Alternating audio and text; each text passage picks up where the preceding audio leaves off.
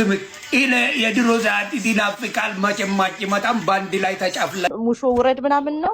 ሙሾ ወረዱ ዳሱንም ጣሉት። አሁን ስለቴዲ አፍሮ ማለት ነው ኦሮሞ ብቻ ለምንድን ነው የሚያመው? ተቃጠለ እኮ። ምንድን ያልከው? መልአክ መስሎ መጣ የሬሳ አምላኪ።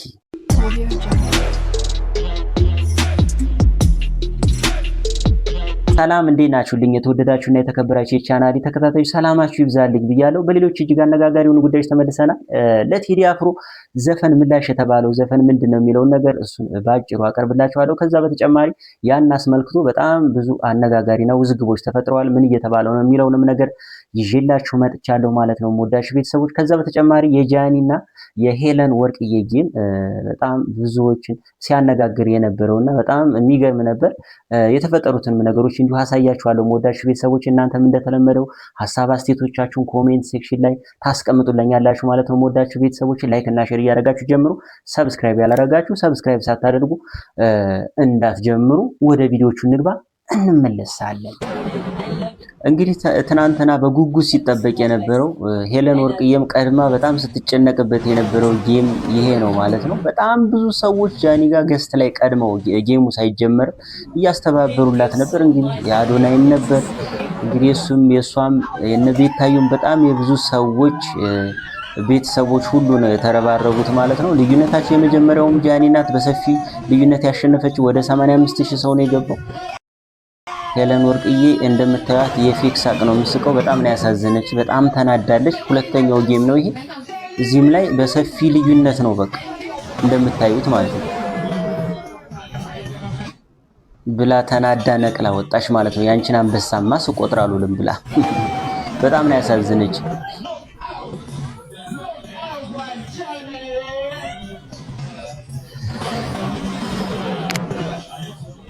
ከዛ እንደምታዩት ሸራውም አለ ሁሉም ነገር አለ።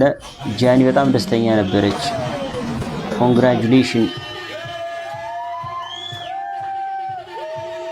በምታዩት መልክ ሰርፕራይዝ ተደረገች።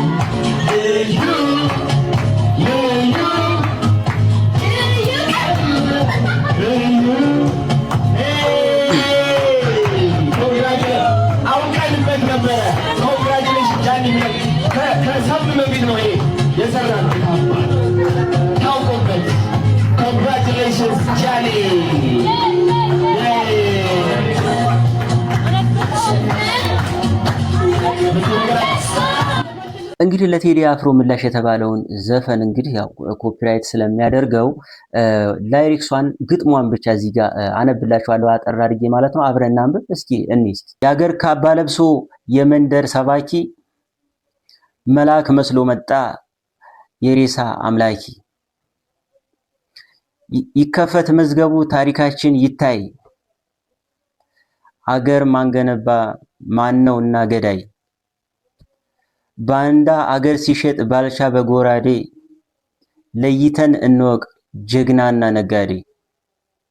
ለሀገሩ ብሎ ህይወቱን የሰዋ፣ ይመስክር ታሪኩ ይናገር አድዋ። ምን ያደርጋል ወሬ ቃላትን መደርደር፣ ሞትንም አልፈራን ወድቀናል ለሀገር። አፈር እየላስን አበቃን ለበርገር፣ እኛ ያቀናነው ገና ታብባለች። ጨፍላቂዋ ሀገር እውነትም ሞታለች የሚል ምላሽ ባጭሩ ሰጥቷል ማለት ነው። ይሄን አስመልክቶ እንግዲህ ጋይሶች የተባሉትን ነገሮች ደግሞ እዚሁ ጋር አሳያችኋለሁ። ከዮኒ ማኛ ጀምረን እስኪ እየተባሉ ያሉትን ነገሮች እንስማ። አለቀሳችሁ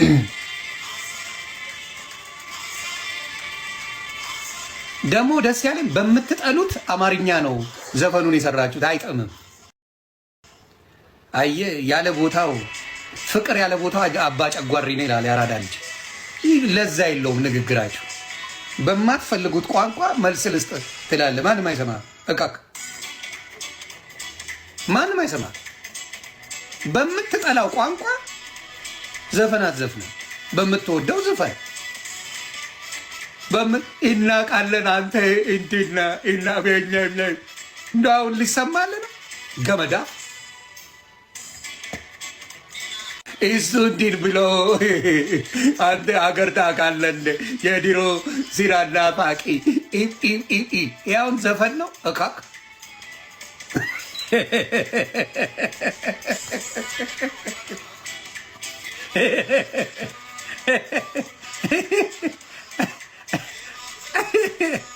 ምን አለ ቢቀር ምክንያቱም ብሔር ስም የተጠራ የለም እዚህ ጋር አንድ ብሔር ዝቅ አላለም አንድ ብሔር አልተነካም ስለዚህ ማን ዘረኛ እንደሆነ ብቅ ብለህ ከወጣ ዘረኛው አንተ ነህ ብቅ ያልከው አንተ ነህ ስለዚህ ዘረኛው አንተ ነህ ማለት ነው የድሮ ጢራጥና ባቂላ እኛ ጥሩ ላይ ነን እኛ ማን እንደተመታ እንንገር ምናምን እውነቴን ነው ፈሳ መልስ ምት ኢለ የድሮ ዛት ይናፍቃል መቼማች መጣም ባንድ ላይ ተጨፍለቀን ባንድ ላይ ተጨፍልቆ ተጨፈለቀን ይላል ቆዳ አንድ ላይ እንኑር ማለት አንድ ላይ መጨፍለቅ ማለት ነው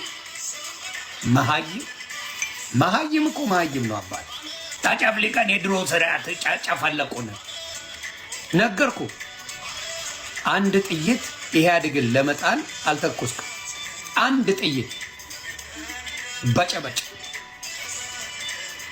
እውነቱን ነው ማለት አንድ ጥይት ነው ማወራ ስለዚህ እማናቀው ኢትዮጵያን አትነግረንም እኛንን ለኢትዮጵያ ይጮህ ነው ያንተዎቹ ለመገንጠል ነበር ሲጮህ የነበሩት ስለ ኢትዮጵያዊነት አልጮህ እነ ጀዋር ስለ ኢትዮጵያዊነት አልጮህ ጮሆማ አቁ አሁን ምናልባት ፉን ሊል ይችላል ጮህ አያውቅም ስለ ኢትዮጵያዊነት ነበር የእናንተ ፖለቲካ ስለ ኢትዮጵያዊነት ሆኖ አያውቅም ነበር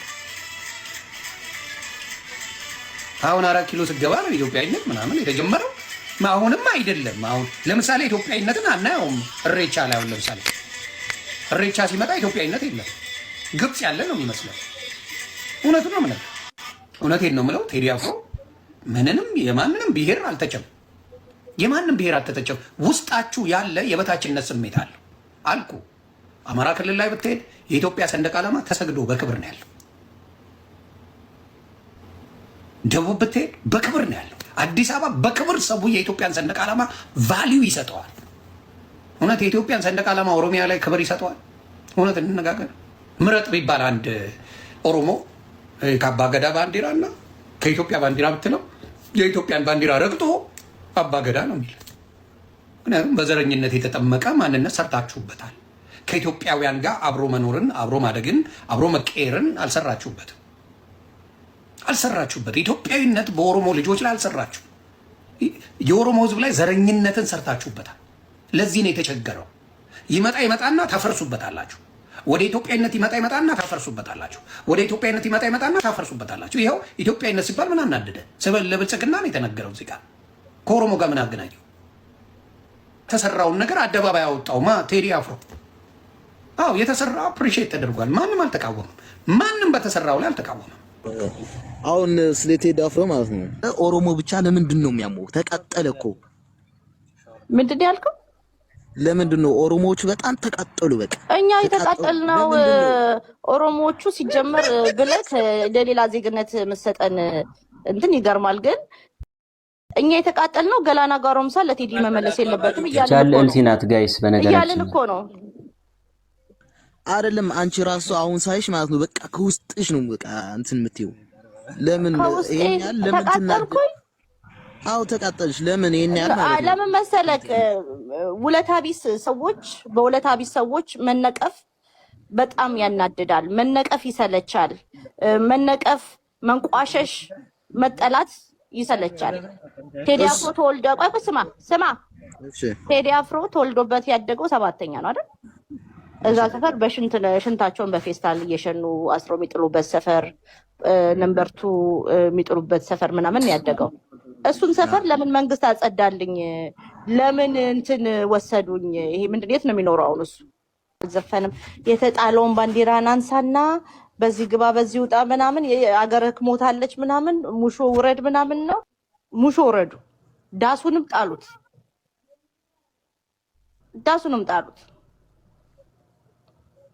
ለማንኛውም እኔ ይሄ ህዝብን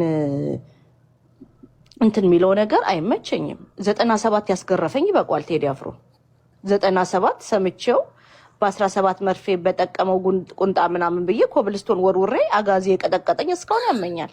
እስካሁን ከማን እሱ እኮ የሚኖርበት እኮ የመቶ ምናምን ሚሊዮን ብር 150 60 በላይ ሚሊዮን ብር ነው። ጌትድ ኮሚኒቲ ነው ውስጥ ነው የሚኖረው። የትኛዋን ኢትዮጵያ ነው የሚያውቀው? እሰይ በሉ፣ እሰይ ብላችሁ ጻፉ። ዳስጣል እሰይ ጻፉ። እንግዲህ ቴዲ አፍሮ ያወጣውን አልበም አስመልክቶ ለሱ የሚሆን ምላሽ የተባለ ዘፈን አውጥቷል ማለት ነው አርቲስቱ። እና ይሄን አስመልክቶ በጣም ብዙዎች እየተነጋገሩበት ይገኛሉ። መልስ ዘፈን ማውጣቱ ለምን አስፈለገ? አንድን ማህበረሰብ አንድን ብሔር እስካልነካ ድረስ የመልስ ዘፈን ማውጣቱ ለምን አስፈለገ እያሉ ይገኛሉ። እንደውም ብዙዎች እያበራሩት እንዳለ ከሆነ ከዚህ በፊት አቤል ሙልጌታ ቴዲ አፍሮ ለህዝብ ድምጽ ብሎ ባወጣው ዘፈን ላይ ከዳር ሆኖ መተቸት ብሎ የሰጠው መልስ ከብዙዎች ዘንድ ቅሬታን ያስነሳና ጥርስ ያስነከሰበት ጉዳይ ነበር እያሉ እያብራሩ ይገኛሉ። እንግዲህ እንደምታስታውሱት አቤል ሙልጌታ ከዛ በኋላ ያወጣው አልበም አድማ ተመቶበት እንዳይሰማ ሲደረግ ነበረ ማለት ነው።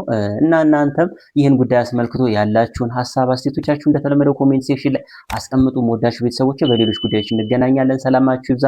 ደህና ሁኑ።